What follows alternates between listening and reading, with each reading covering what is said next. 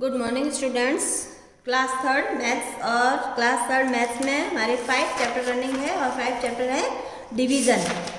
Division के बारे में अपन ने रीड किया था, जिसमें अपन ने सिंपल डिवीज़न, रिपीटेड सब्ट्रैक्शन के थ्रू डिवीज़न करना और डिवीज़न और नंबर लाइन, ये टू मैटर आपने पढ़े थे। और आज अपन देखते हैं डिवीज़न, टर्म एंड डिवीज़न, मतलब डिवीज़न में कौन कौन से टर्म्स आते हैं। तो डिवीज़न में टर्म्स देखिए, जैसे 16 divide by 2 is equal to 8 है, तो 16 क्या है? डिविडेंड। डिविडेंड क्या होता है? The number to be divided is dividend, मतलब वो नंबर जिसको डिवाइड करना है, जिसको डिवाइड करना है उसको डिविडेंड बोलते हैं। क्या बोलते हैं? डिविडेंड। और the number that we are dividing by is called the divisor, और जिससे डिवाइड करना है, जिससे डिवाइड करना उसको डिवाइज़र बोलते हैं। जैसे 16 डिवाइड बाई 2 है ना, तो 2 है वो डिवाइज़र है, 16 डिविडेंड है। और the answer is in division is called the quotient, और डिवीज़न में जो आंसर होता है उसको क्वोटेंट बोलते हैं। जैसे 16 डिवाइड बाई 2 करने पर 8 आंसर आया, तो 8 क्या है? 8 क्वोटेंट है। तो इस तरह से ये टर्म्स है, और इन टर्म्स को देखते हुए मतलब ये इक्वेशन बताइए, और इन इक्वेशन को सब अलग अलग टर्म्स लिखने हैं आपके, हर एक इक्वेशन के। फर्स्ट आपके किया हुआ है, देखिए इक्वेशन क्या है? 15 divide by 5 is equal to 3। 15 divide by 5 is equal to 3। तो इसमें डिविडेंड क्या है? 15, और डिवाइजर क्या है? 5, क्योंकि 5 का डिवाइड करना है। और 15 में 5 का डिवाइड करने पर आंसर क्या आया? 3, तो 3 क्वोटेंट है। ओके, अब सेकेंड नंबर अपन देखते हैं। 18 divide by 3 is equal to 6 है ना। तो 18 जो है सबसे बिग नंबर जो होता है इक्वेशन में, वो डिविडेंड होता है। ये भी ध्यान रखना है आपको। 18 डिविडेंड है, 3 का डिवाइड करना है इसलिए 3 डिवाइज़र है, और 6 आंसर आया इसलिए 6 क्या है? क्वोटेंट है। ये सेल्फ करोगे आप। फोर्थ नंबर देखिए, 20 divide by 4 is equal to 5। तो 20 जो है डिविडेंड है, 4 डिवाइज़र है, और 5 जो है आंसर है, इसलिए ये क्वोटेंट है। 6 देखिए, 21 divide by 7 is equal to 3। तो 21 डिविडेंड है, 7 डिवाइज़र है, और 3 जो है वो क्वोटेंट है। ओके, तो आपको ये जो मैंने सॉल्व करवाए हैं वो करने, और नहीं सॉल्व करवाए हैं जैसे 3, 5 और 7, वो भी आपको सॉल्व करने हैं बुक के अंदर ही। ओके, अब नेक्स्ट इसमें पोर्शन क्या है? Properties of division. डिवीज़न की प्रॉपर्टीज़ क्या है? अपन ने एडिशन, सब्ट्रैक्शन, मल्टीप्लिकेशन जो भी पढ़ा है सबकी प्रॉपर्टीज़ पढ़ी, तो इसकी भी प्रॉपर्टीज़ देखते हैं। फर्स्ट प्रॉपर्टी है, when we divide a number by 1 the quotient is the number itself. जब हम किसी भी नंबर में 1 का डिवाइड करते हैं, या किसी भी नंबर को 1 से डिवाइड करते हैं, तो क्वोटेंट या आंसर क्या आएगा? वो नंबर इटसेल्फ, जिसमें अपन ने डिवाइड किया है वही नंबर इटसेल्फ, वो उसका आंसर आएगा। For example 9 divide by 1 is equal to 9। 18 divide by 1 answer 18। 427 divide by 1 answer 427। और 1735 डिवाइड बाई 1 तो आंसर 1735। मतलब जिस नंबर में हमने डिवाइड किया है 1 का, 1 से अगर डिवाइड करते हैं तो वो नंबर ही उसका आंसर या क्वोटेंट होगा। सेकेंड प्रॉपर्टी क्या है? When we divide 0 by a number, when we divide 0 by a number the quotient is always 0। किसी भी मतलब 0 में हम किसी भी नंबर से डिवाइड, 0 को किसी भी नंबर से डिवाइड करेंगे, यानी डिविडेंड 0 है, तो आंसर भी 0 ही आएगा। बताया इसमें ये है, चाहे डिवाइज़र कुछ भी हो, यही बताया इसमें। व्हेन वी डिवाइड 0 मतलब 0 में किसी भी नंबर का डिवाइड करते हैं तो आंसर 0 ही आएगा। 0 के अलावा, 0 में 0 का डिवाइड नहीं करना है। Okay, except 0। 0 divide by 5 0, 0 divide by 175 0, 0 divide by 49 0, 0 divide by 5275 0। मतलब डिविडेंड अगर 0 है तो क्वोटेंट भी 0 ही आएगा, चाहे डिवाइज़र कुछ भी हो। ये आपको रिमेंबर रखना है। थर्ड प्रॉपर्टी क्या है? When we divide a number by itself, यदि हम किसी भी नंबर को उसी नंबर से डिवाइड करें तो क्वोटेंट हमेशा 1 आएगा। Always quotient is the 1, the quotient is always 1। For example 15 divide by 15 is equal to 1, answer 1 आएगा। 253 divide by 1, answer 1। 27 divide by 27, answer 1। मतलब किसी भी नंबर को उसी नंबर से डिवाइड करेंगे तो क्वोटिएंट 1 ही आएगा। 4251 divide by 4251, answer 1। Okay, we cannot change the order of dividend and divisor in division. Division में हम ऑर्डर चेंज नहीं कर सकते, यानी डिविडेंड की जगह डिवाइजर और डिवाइजर की जगह डिविडेंड रखेंगे तो वो पॉसिबल नहीं है, ये ध्यान रखना है। प्लस में अपन कर सकते थे ऐसा, लेकिन एडिशन में कर सकते थे, लेकिन इसमें अपन नहीं कर सकते। मल्टीप्लिकेशन में भी कर सकते हैं अपन ऑर्डर चेंज, लेकिन डिवीजन में ऑर्डर चेंज करेंगे तो वो करेक्ट आंसर नहीं आएगा। ओके, और लास्ट प्रॉपर्टी क्या बताइए, इसका एग्जाम्पल देख लीजिए। 14 divide by 2 is equal to 7 होता है, तो अपन डिवाइजर की जगह डिविडेंड और डिविडेंड की जगह डिवाइजर नहीं लिख सकते। जैसे 2 डिवाइड बाई 14 किया तो इट नॉट पॉसिबल नहीं है, इसलिए ऑर्डर चेंज नहीं कर सकते। डिविडेंड, डिवाइजर और क्वोटिएंट ये ही ऑर्डर रहेगा।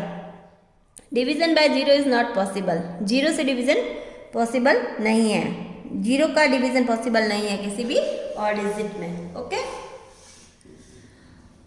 अब देखते हैं इन प्रॉपर्टीज से related exercise 5.4। 42 divide by 42 is equal to, मतलब किसी भी नंबर में उसी नंबर का डिवाइड करते हैं तो आंसर क्या आता है 1। अपन ने प्रॉपर्टी में देखा ना। सेकंड है dash divide by 1 is equal to 824, मतलब किस डिजिट में 1 का डिवाइड करें कि आंसर 824 आए। उसी नंबर, मतलब जो आंसर आया है उसी में 1 का डिवाइड करेंगे तो वो आएगा। फर्स्ट वाली प्रॉपर्टी देखो कि किसी भी नंबर में 1 का डिवाइड करते हैं तो क्वोटिएंट वो नंबर ही आता है, तो वो नंबर डिवाइड किसका कर रहे हैं 1 का, तो वो नंबर जिसका डिवाइड करना है वही क्वोटिएंट होता है, तो क्वोटिएंट ही इसका डिविडेंड होगा। 628 डिवाइड बाय 628, उसी नंबर का डिवाइड करते हैं तो आंसर 1 आता है, पता है। 807 में किसका डिवाइड करें कि आंसर 1 आए, 807 का ही करेंगे क्योंकि सेम नंबर का डिवाइड करने पर ही आंसर 1 आता है।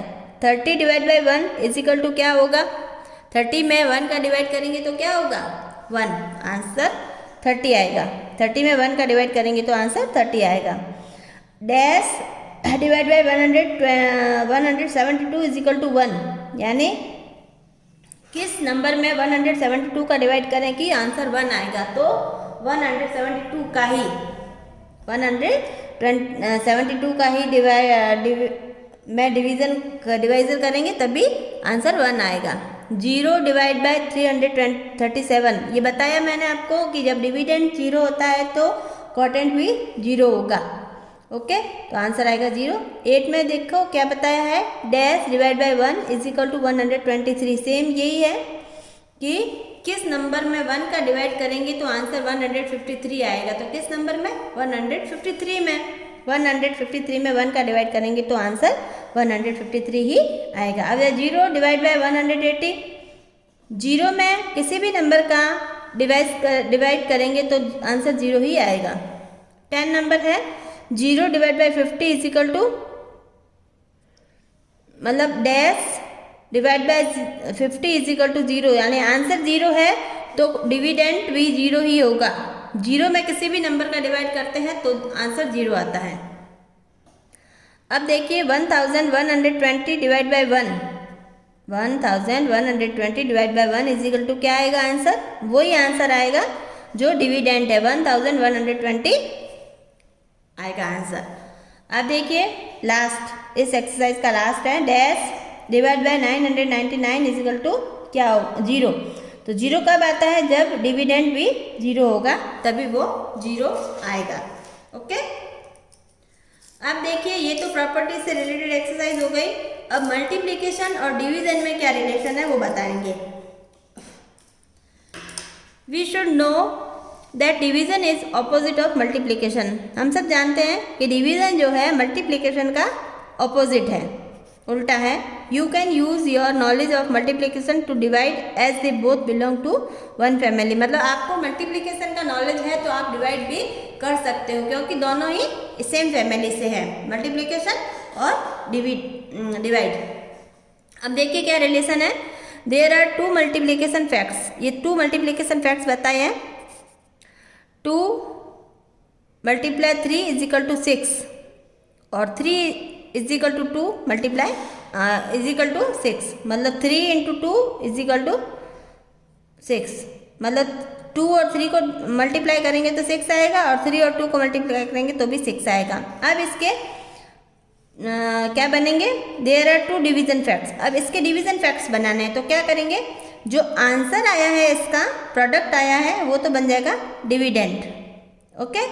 और ये जो 2 है फर्स्ट डिजिट वो डिवाइजर बन जाएगा और सेकंड डिजिट है वो आंसर बन जाएगा। इस तरह से मल्टीप्लिकेशन फैक्ट्स को डिवीजन फैक्ट्स में अपन चेंज कर सकते हैं। आंसर है वो डिविडेंड, फर्स्ट नंबर है वो डिवाइजर और सेकंड नंबर है वो आंसर। सेम ऐसे तरह पे इसमें भी लास्ट जो आंसर आया वो डिविडेंड, फर्स्ट नंबर डिवाइजर और सेकंड नंबर आंसर। इसी तरह से अपन और देखेंगे एक्सरसाइज में, एक्सरसाइज 5.5। एक्सरसाइज 5.5 में देखिए 5.5 में solve the following and see how multiplication related to division. ये सॉल्व करना है और देखना है कि किस तरह से मल्टीप्लिकेशन और डिवीजन आपस में रिलेटेड है। देखिए मल्टीप्लिकेशन फैक्ट दिया हुआ है 6 मल्टीप्लाई 4 इज इक्वल टू 24, है ना। अब इसका ऑर्डर चेंज करेंगे, 4 इंटू 6 करेंगे, यानी 6 4 जा 24 होता है तो 4 6 जा भी 24 होगा, ओके। अब इसका क्या करना है, 2 डिवीजन फैक्ट्स बनाने हैं। मैंने बताया आपको सबसे पहले डिविडेंड क्या होगा, आंसर, फिर ये भी हो सकता है और वो भी हो सकता है।